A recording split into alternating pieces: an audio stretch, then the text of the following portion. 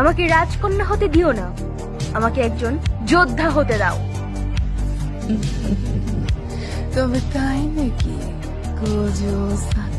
তুমি অনেক বড় হয়ে গিয়েছো, তাই না নারুতো? কিন্তু তারপরেও তোমার মধ্যে অধৈর্যপনার সেই অভ্যাসটা এখনো রয়ে গিয়েছে।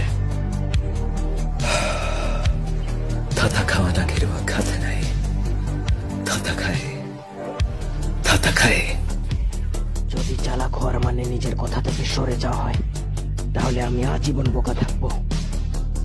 আমি প্রয়োজনে একা ওকে নিয়ে আসবো। এই চক্রার